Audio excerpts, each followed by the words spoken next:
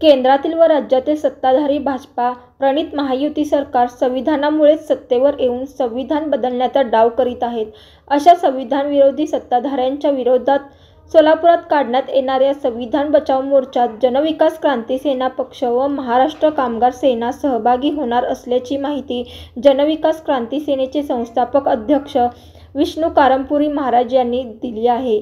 महामानव डॉक्टर बाबासाहेब आंबेडकर यांनी आपल्या देशाला दिलेल्या संविधानामुळे सर्वसामान्यांपासून संपूर्ण देशवासियांना हक्क मिळवून दिले आहे आणि याच संविधानाचे लोकशाहीचा गाजावाजा करून सत्तेवर आलेले केंद्रातील भाजपारूपी मोदी सरकार संविधानाच्या छेडछाड करत संविधान बदलण्याचा डाव करीत आहेत।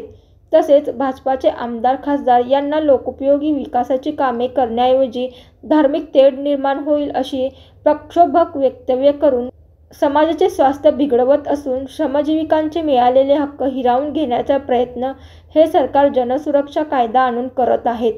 म्हणून संविधान बचाव, कामगार बचाव आणि केंद्रातील मोदी सरकार हटाव यासाठी काढण्यात येणाऱ्या संविधान बचाव यात्रेत सोलापुरातील विडी यंत्रमाग संघटित व असंघटित कामगार बंधू भगिनी व नागरिकांनी मोठ्या संख्येने या मोर्चात सामील व्हावे असे आवाहन जनविकास क्रांती सेनेचे संस्थापक अध्यक्ष विष्णू कारंपुरी महाराज व महाराष्ट्र कामगार सेनेचे सरचिटणीस श्रीनिवास चिलवेरी यांनी केले आहे। महाराष्ट्र मी जनविकास क्रांती सेना या पक्षाचा अध्यक्ष व महाराष्ट्र कामगार सेनेचा प्रदेशाध्यक्ष। आपल्याला विनम्र जाहीर आवाहन करण्यात येते की देशातील मोदी सरकार त्याचबरोबर राज्यातील भाजपारूपी महायुती सरकार संविधानाची छेडछाड करून जो केंद्र सरकारने संविधानात बदलण्याचा प्रकार करीत आहे ते अत्यंत निंदनीय असून त्याचा मी जाहीर निषेध करतो। याच मोदी सरकारनं म्हणजे केंद्रातील भाजपारूपी की मोदी सरकार संविधानाचा आधार घेऊन जो या केंद्रामध्ये सत्ता काबीज केली त्या सरकारने हुकुमशाही पद्धतीने बहुमताच्या जोरावर भारतरत्न बाबासाहेब आंबेडकर यांनी दिलेलं संविधान बदलण्याचा प्रयत्न करीत आहे। तो निषेधार्ह आहेच। त्याचबरोबर या देशातील सर्व नागरिक बंधू भगिनी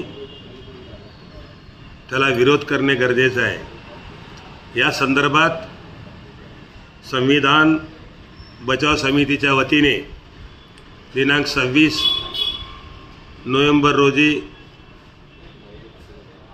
काढण्यात येणाऱ्या संविधान बचाव मोर्चात सर्व नागरिक बंधू भगिनी सोलापुरातील नव्हे संपूर्ण राज्यातील बंधू भगिनींनी सामील व्हावे असे या ठिकाणी आवाहन करतो। त्याचबरोबर कामगार कायद्यात बदल करून कामगारांचे हक्क हिरावून घेऊन कामगारांना वेठीत धरून कामगारांना अत्यंत देशोधडी लावून आज कामगारांसाठी आम्ही फार मोठे कायदे आणलो अशा प्रकारचं प्रसिद्धी माध्यमातून आणि त्यांचं एकूणच मुलाखतीद्वारे दिसून येत आहे। हे अत्यंत चुकीचं आणि खोटी दिशाभूल करणारे त्यांनी माहिती पसरवत आहेत। म्हणून या संविधान बचाव मोर्चामध्ये कामगारांसाठी जे कायदे झाले असलेले कायदे काढून टाकले त्या कायद्याचा त्यामुळे कामगारांचा हक्क हिरावून घेण्याचा प्रयत्न झाला याचा देखील जाहीर निषेध करून या संविधान बचाव यात्रेसोबत कामगारांचा हक्कसुद्धा आबादी राहावं अशा प्रकारच्या या मोर्चात काढण्यात येत आहे। अशाच नवनवीन अपडेटसाठी जनता राज्य न्यूज चॅनलला सबस्क्राईब करा, लाईक करा आणि शेअर करायला विसरू नका।